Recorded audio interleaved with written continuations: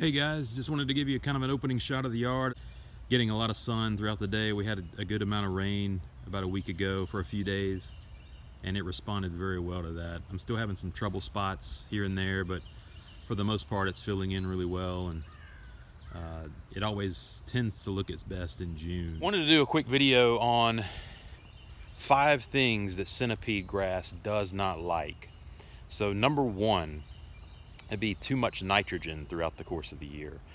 Centipede does not like nitrogen like Bermuda does. So if you're hammering it with nitrogen about every 4 to 6 weeks, that may look good for a while, but over time it's going to really cause a lot of problems with centipede grass. It doesn't like to be kind of pushed like that, and it can cause a lot of dead spots and centipede decline, they call it, where it basically dies off, and it's like a disease, but it just kind of dies off, and you have these giant patches of dead centipede. So too much nitrogen can cause that. So if you go over 2 pounds of nitrogen per 1,000 square feet for the whole year, that is a little bit too much. That's where it can get risky, and you're bringing that centipede decline into play. So I try to keep my nitrogen levels about 1 pound per 1,000 per year, anywhere from 1 pound to 1.5 pounds. So for example, how do you measure that? For example, I just fertilized with a 10-02, so that's 10% nitrogen, that first number on the bag. So if I do 3 pounds of that product, that is a 0.30 pounds of nitrogen per 1,000. So that whole feeding, I'm doing 0.3 pounds of nitrogen per 1,000 square feet. So you add that up, and you don't want to go over 1.5 pounds per year. I try to keep it, like I said, at about 1 to 1.2 pounds per year, and you will see your centipede really like that. So don't do too much nitrogen. Number 2, it doesn't like phosphorus either. Centipede does not like high doses of phosphorus. So if you get a fertilizer that has that middle number on it that's a little bit too high, like anything above a 4 or higher, you can risk the centipede with, it's called chlorosis, and that means that the iron is tied up. Iron is a micronutrient that centipede loves to really have that dark green color, the chlorophyll that's produced and photosynthesize. If you do too much phosphorus, that iron can be tied up. So centipede does not like a whole lot of phosphorus. Number 3, centipede really does not like pre-emergent. And I found that out. I've got a video on that actually, if you want to check it out. It's called Fill in bare spots without the need of grass seed or sod.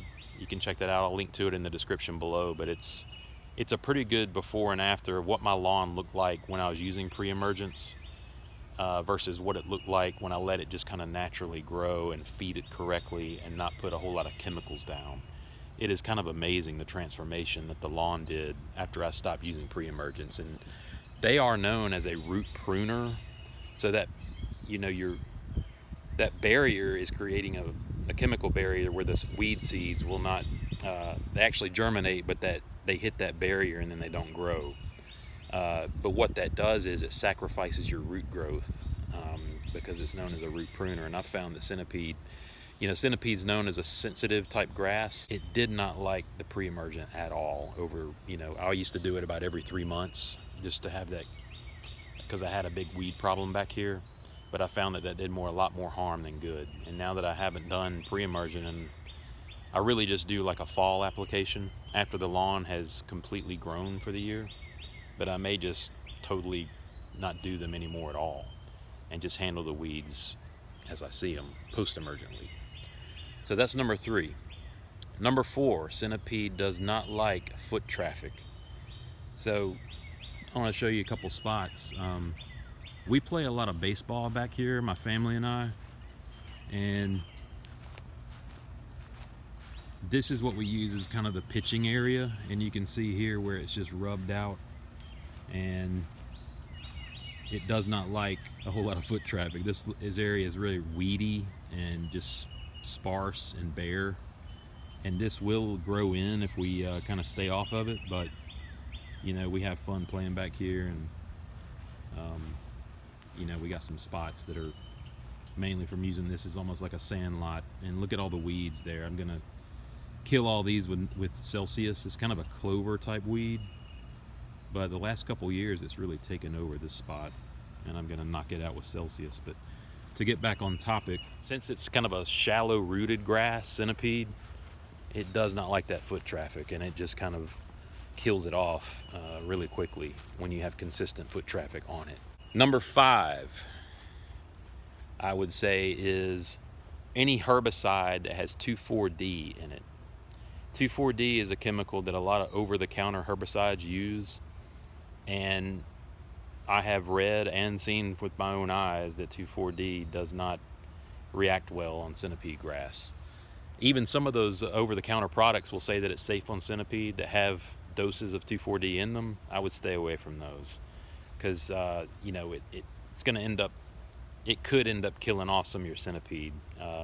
It just does not like that form of herbicide. I don't really know chemically why it doesn't like it, but I just stay away from it and go with the tried and true herbicides like Celsius and Fertilization Weed Free Zone. Those are fantastic for what you need with a centipede lawn. So those are 5 things that centipede really does not like, and if you can stay away from those things, you're going to see a lot of gains in your yard, and it's going to start to take off and really react positively, and you'll see, you know, over the course of a year or two how much it transforms if you just stay away from those 5 negative things about centipede grass. Hope this was helpful, you guys.